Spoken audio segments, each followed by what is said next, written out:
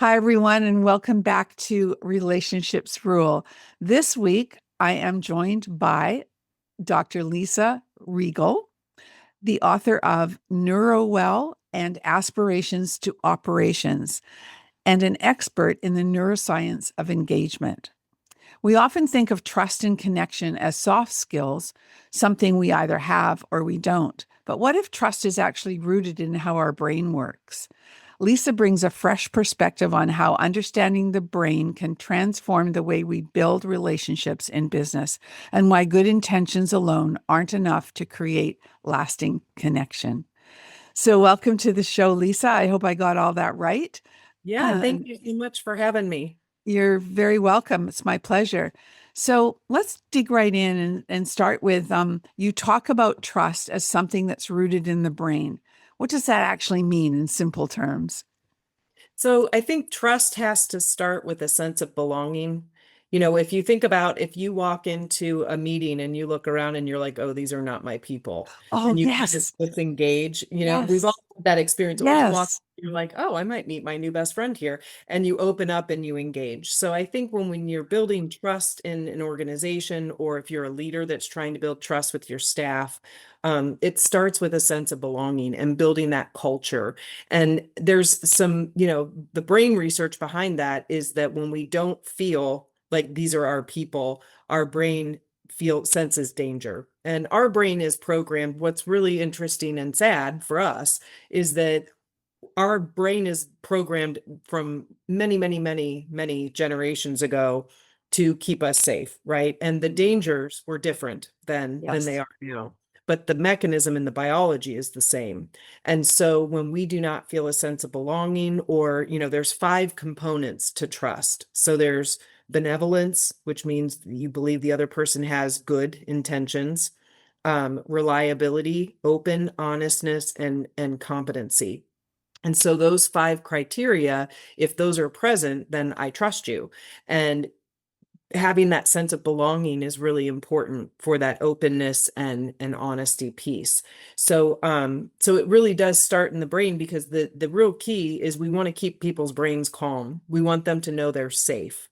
And whether that's intellectual safety or psychological safety or physical safety, because if our brain perceives that we're not safe, it's gonna kick into stress, to the stress regulation system.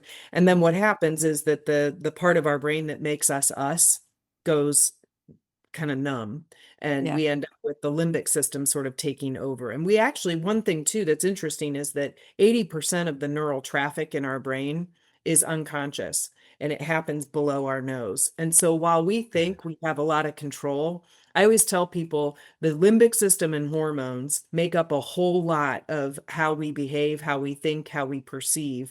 And if we understand that, then the real key to having self-control and being able to manage your emotions and your reactions is to equip your president of your brain with as much knowledge about what is swirling around down there, and Huh. then to be able to actually tell that part of your brain, hey, I don't want you to think that way. Like, this is how I want you to process. And we have the power to do that, which is really exciting. We can tell our brain what we want it to do.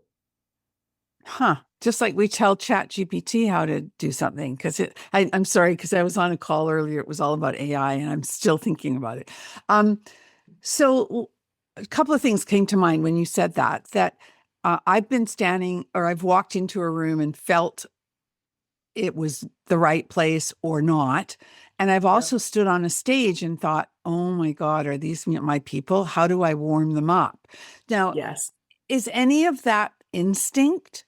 Is it instinct, or is it, because I'm not sure if instinct's the same as your brain telling you something. So I think some of it is skill, but what actually happens with our perceptions, and I think the skill comes in of, are we accurately reading the room, right? Okay. So if we think of perceptions, like our brain has, so in that limbic system of the brain, so I talk about different departments in the brain. You've got like the president of your brain. That's where you live, your personality, everything. And then in that limbic system where there's 80% of your traffic going, you've got different departments. So you have one that's in your thalamus, and he's kind of your data manager. So I call him Harold. So Harold is my data manager. Then That's I a have, great name for a data manager. Sorry, but isn't it it? works. Yeah, Yeah, yeah. yeah, yeah, He's my little nerd in there. yeah, yeah. Then I have, sorry to any Heralds listening. Um, and then I have Bob, and Bob is my security guy. And so Harold and Bob are down there, and the way a perception is formed is that Harold's job is to talk to my vagus nerve, which is the largest nerve in my body, runs down my neck, around my heart and stomach. It's kind of my systems manager. It is always monitoring internally, are we okay? Is, your stomach emptying? Is your heart beating? Yeah. Is everything working? And then it also looks at, it's called proprioception, which is where is my body in space? Because to stay safe, if I'm standing on the edge of a cliff, I need some kind of chemical juice to make sure I'm paying attention and alert so I don't fall off the mountain, right? So Harold's always talking to this nerve of how things are. We live in a world today where we don't move, we sit way too much. And so our proprioceptive input is getting worse. And in kids, it's really bad because they don't play. And the way you develop it is by rolling down hills and hanging upside down and, through movement. So what we find is that in today's world, Harold is always getting messages from the vagus nerve going, well, I don't really know where the feet are, or I don't know what's going on. So it ratchets up a little bit of stress. The second job is Harold looks into the environment and says, okay, I hear this, I see this, I smell this. He's only looking at sensory stimulus. He goes into the sensory memory folder. And we think of memories like a library where you can pull the file folder out of when you went to some amusement park or something. That's not how it works. They're actually fragmented and stored in multiple different parts of the brain. So when we want to make a meaningful memory, the CEO of our brain has to ask for the memory and call up all these different fragments, put them together. Harold doesn't have access to that. So Harold will just say, like, say that you wear glasses that remind me of my, teacher from fifth grade. And I loved my teacher from fifth grade. I'm going to feel a sense of belonging with you because Harold is going to make an association between what he's seeing now and how he felt in a similar situation. Because if everything we ever experienced was brand new, we would our brain would explode. So we look for those associations. So what happens then is if you think of reality like a banana, and then you think of all these filters and associations as different like spaghetti strainers or filters that Harold pulls up. Harold pulls them all up, shoves the banana through, and then has this lump that doesn't look anything like reality anymore. And he sends that information to Bob to say, hey, are we in danger? How the last time we were in a situation with similar associations, this is how our body felt. This is what we needed to react to stay safe. And then Bob has to decide, do I hit the panic button? And if I do, then he sends a message up to us, to the conscious Yeah. part, and says, hey, fire drill, building's on fire, you're in danger, go get some lunch somewhere, go get a cup of coffee, we'll call you when things are safe. And then Bob and Harold take over. And that's kind of why, like, if you have a day where you're super angry and then you calm down, you're like, why did I even say that? Like, I don't even believe that. Why did I say it? Because you didn't. Bob and Harold were doing what they had to do to keep you safe. If Bob decides, well, maybe you're in a room and you're like, okay, some people are not my people and some people kind of look like they could be, he might just tap that panic button. And then a message goes up to the president of your brain that says, hey, we need you to weigh in. We have conflicting associations here. So you're going to have to be alert. So we're going to give you a little bit of juice to make you more alert. And that's where you get stress, EU, like good stress, is it just kind Yes. of ripped up. So that perception piece, it's not really intuition. It's a whole lot of thinking going on below our nose. And it's totally based on the associations that our brain is making between what's happening now and our entire past. Which is also interesting because a lot of times the way we feel right now may have nothing to do with the reality of the moment. And, for example, I always use the example, when I was growing up, my parents were divorced. My dad was always late. And so I spent a huge chunk of my childhood sitting on the front stoop waiting for him to pick me up. My little 8-year-old brain associated time with love and worth, right?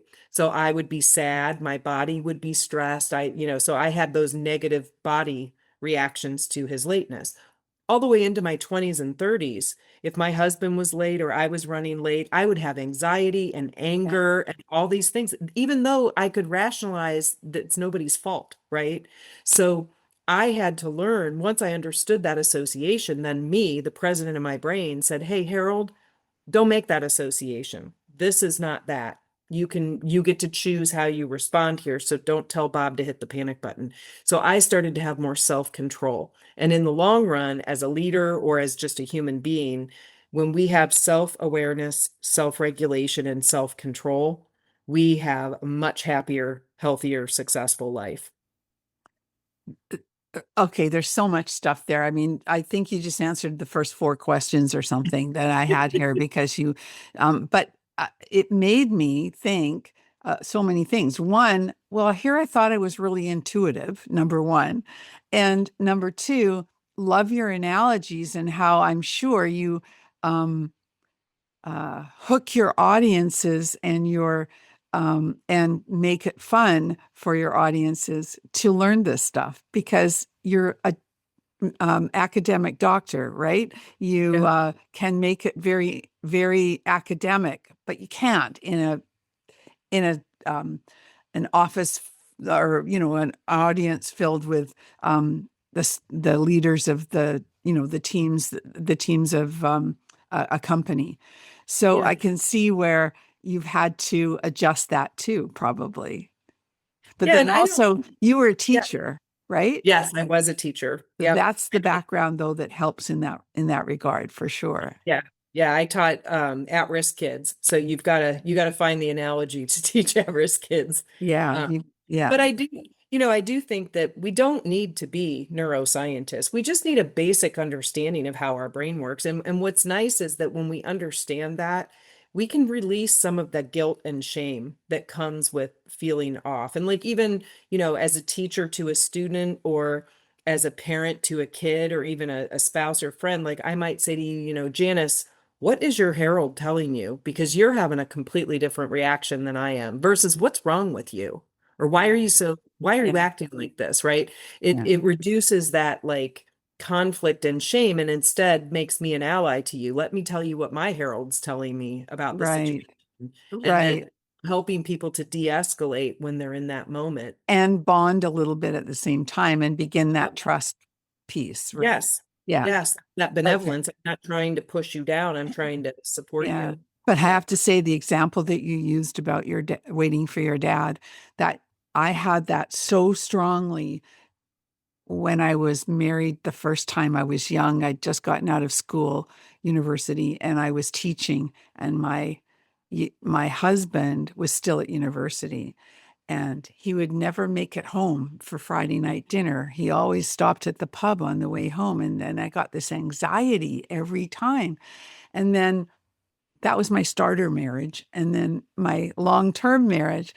At the beginning, I still had that anxiety, although this person was completely different person Yeah. and would never have done the same thing. I still, if he was that much late or, and didn't call me, my anxiety just went crazy. So I totally, I Yep. learned to adapt and trust and all of that. But that's where it came from. So once you know where it comes from, that helps, right? It Totally. totally helps. Yeah, because then if you walk into a room and you start to feel yourself uncomfortable, you have that moment to stop and say, what am I associate? What Yeah. is bothering me in this environment? Yeah. And can I tell my brain that this is not that? Or is Right. this truly a warning sign that I need to be careful? Yeah. That's so true. Okay. Um, So I don't know if we've already answered this, but I'm going to start with this question 5 because I'm Yep. skipping the other ones. Um, you've said that, um, well, you explained what's happening neurologically when we feel safe and also when trust starts to break down. So you've said, though, that good intentions aren't enough. Why is there often a gap between intention and real connection? Yeah, I think it's a skills gap, and I think part of it is when you have two people who have no self-awareness, right? So say you and I, we both come with our own sensory associations or, baggage from the past, whatever. And so you're sending out information out of your mouth or nonverbal information that my herald is interpreting and associating. And so you are sending out information that maybe I'm in, the banana is smashed and I'm interpreting it as you're mad at me or I'm not good enough or whatever. And, what's interesting too is an activity that I do with people where we list out like what are the things that stress you out? Like what are things that just mildly upset you versus things that are like a 5 alarm fire?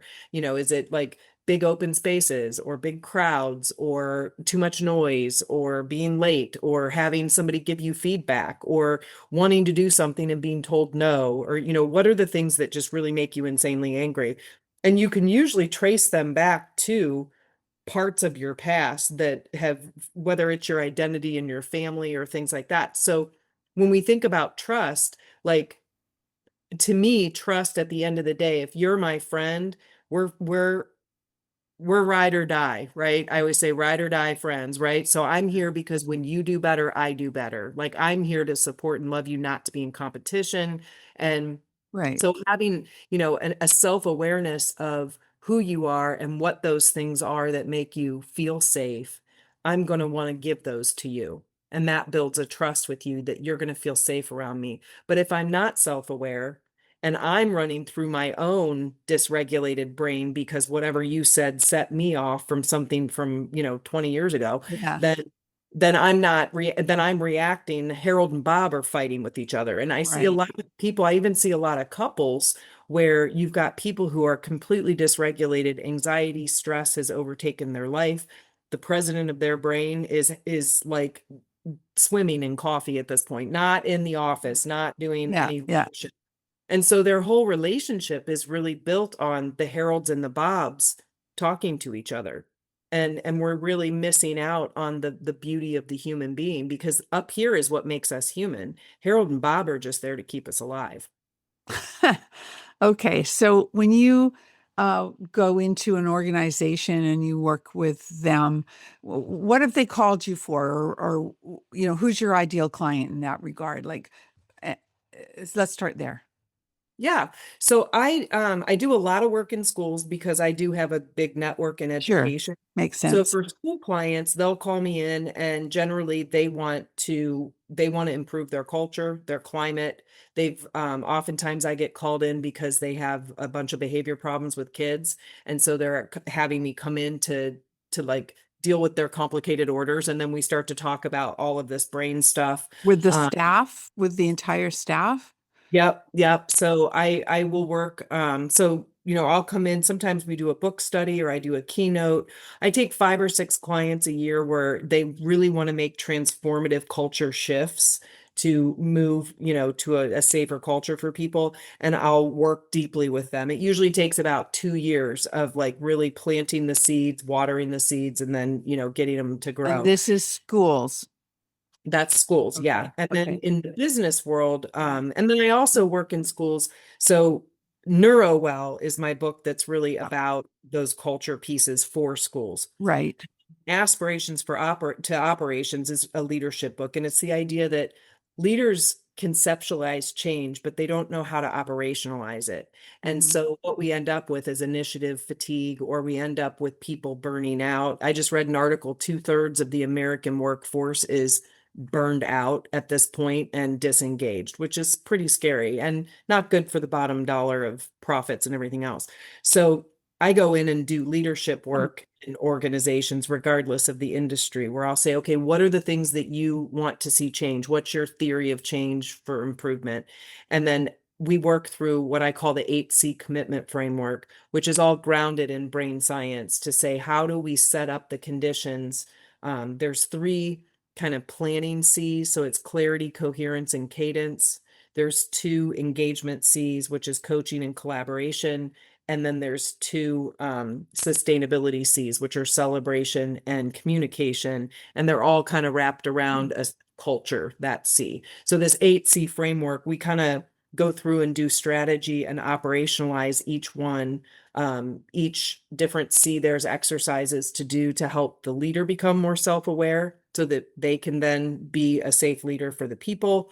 And then there's also just techniques and things they can do to understand, why people resist change. So, like, for example, leaders sometimes will be like, this is what's good for the company. We're going to be putting this new practice in or this new software or whatever. And their staff is pushing back. And I'm like, have you considered that when you ask somebody, if you bring something else in, somebody is an expert of the process you're replacing. And that person may have worked there for 20 years. And now all of a sudden you're pulling that out from under them. The And threat. Yeah. it's an identity threat. So there's Yeah. different reasons that people resist change. So understanding your staff and what, kind of what makes them um, motivated can help you lead change with less stress involved. Yeah, I always remember back in the day when I was training in corporate environments and I'd go to a company and they'd have the people there that they wanted there, that team or whatever it was, and you'd see them sitting there like this, Yep. Arms crossed, arms looking down crossed their before you got desks. there and you thought you're doomed before you start. So I'm curious though, what do you find, because I've taught school as well and I have been in corporate environments, which do you find the most resistant when you come in? Or, You know, it's interesting. I think that it 100% depends on the leader yeah, as that makes opposed sense. to the staff, and people like to think, oh, teachers How hate they change. present it, right? How they present it Yes. to them. Yeah. Yeah. And I always say too, doesn't matter what industry you're in. Your company is like a crew boat with 10 people on it. You've got about two people that are rowing in the right direction as hard as they can. You've got five people that are staring at the scenery. They periodically stick their oars in and start rowing. Sometimes they're helping, sometimes they're actually adding drag because they're rowing in the wrong direction, right? Yeah. And then you have two to three people, depending on your culture, that are literally drilling holes in your boat trying to sink it.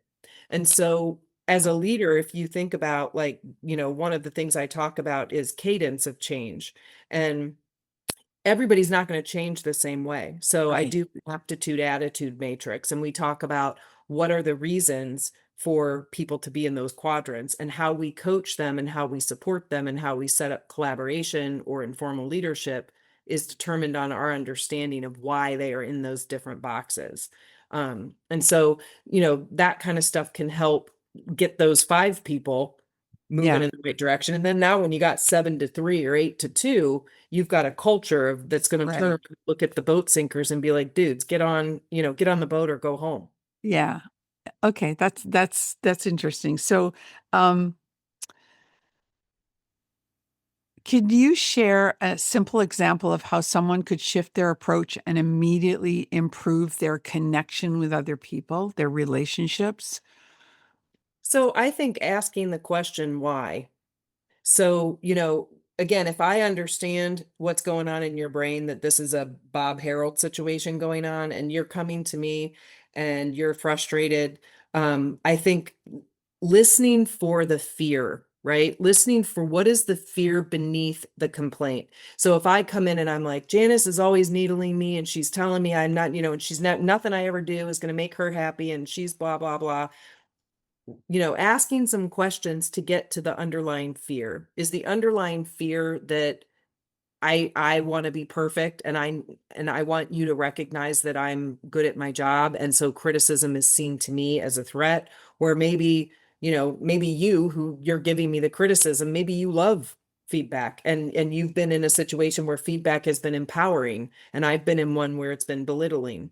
So Yes. understanding that fear behind it, because then all of a sudden it's oftentimes not what you say, it's how you say it.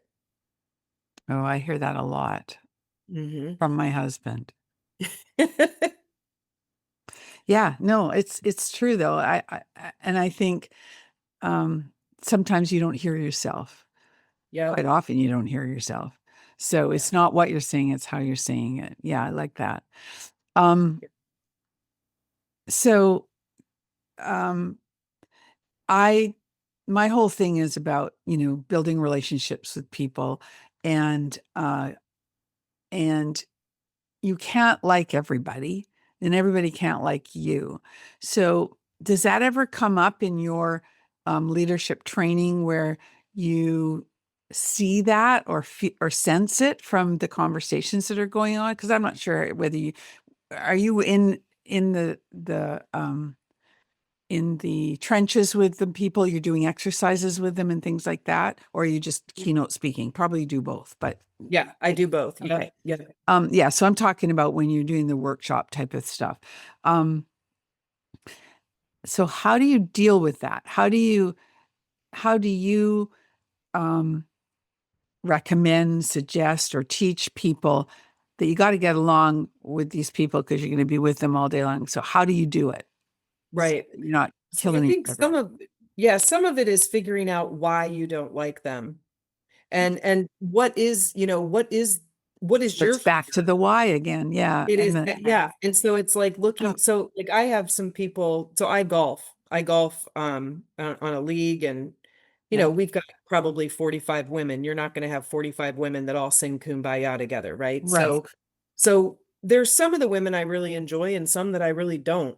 Yeah. And in order for me not to end up feeling like these are not my people and then have my Yeah. body dysregulate where I Yes. don't enjoy the process of golfing anymore, I spend some time to say, okay, what is the need that they're fulfilling in this behavior?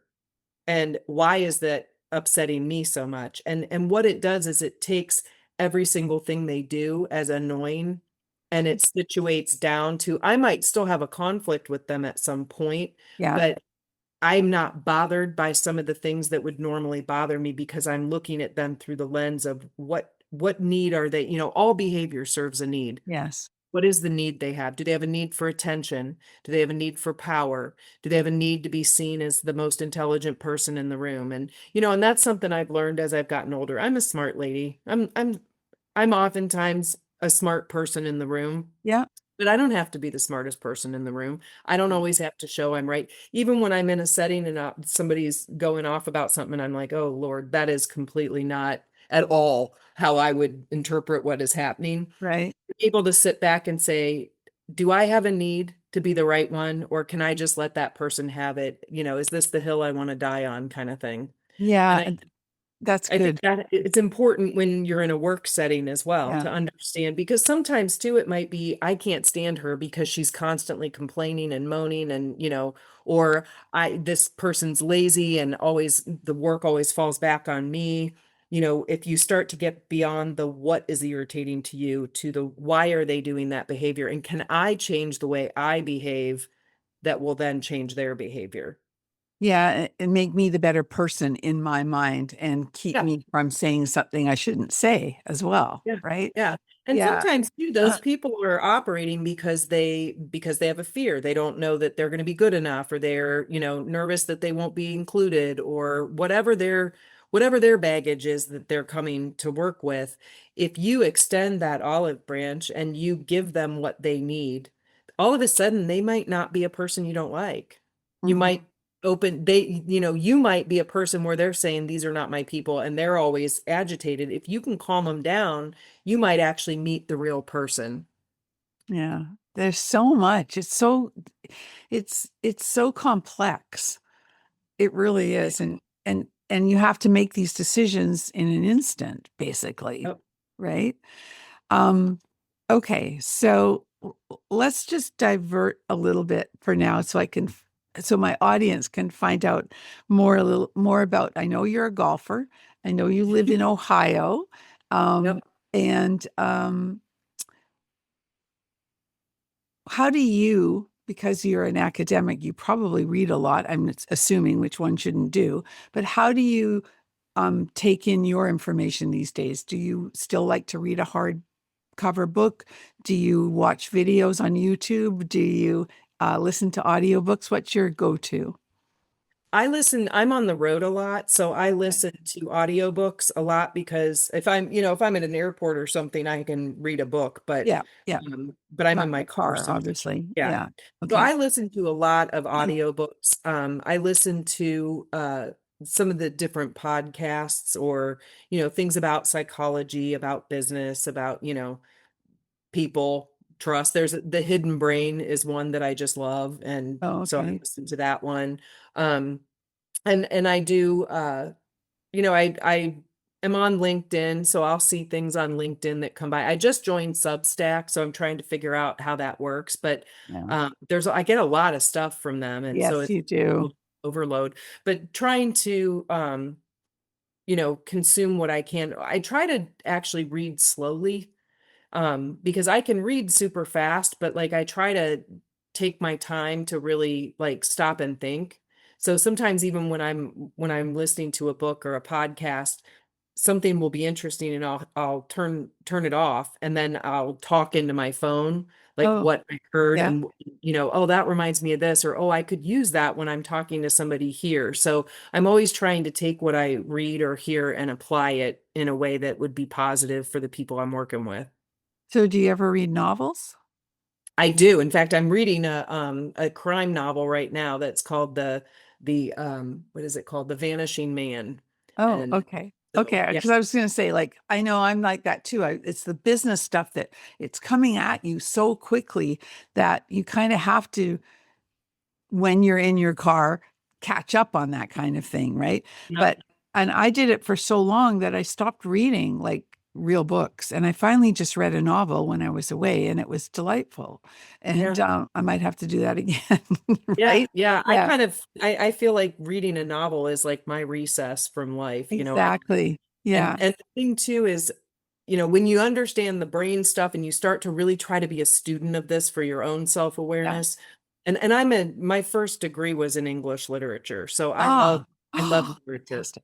And I think that it's unfortunate that we don't teach it in a way that people like the lessons you learn from the people. So like when I'm reading literature, I'm thinking through like what would have been her backstory that would make her respond that way, or what, like you Oh, just get a much richer kind of the interpersonal stuff that's going on in the story. So I do love those stories. My favorite book ever is Wuthering Heights. When I was oh, in isn't college, that funny? I wrote a paper on why people love Heathcliff, even though, Did you see the new movie? Because I hear it's very different.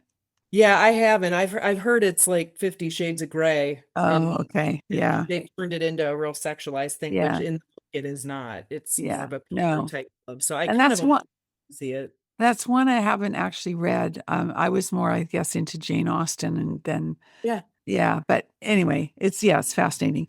Um, I'm going to ask you this question that I like to ask most people on my, just whether I think of it or not, but I think you would have your own take on it. And that is about curiosity. My favorite word is curiosity. I think that my podcast runs through being a curious person. And I want to know your take on it's a two-part question. First one is curiosity, in your opinion, innate or learned? And second part is, what are you most curious about today?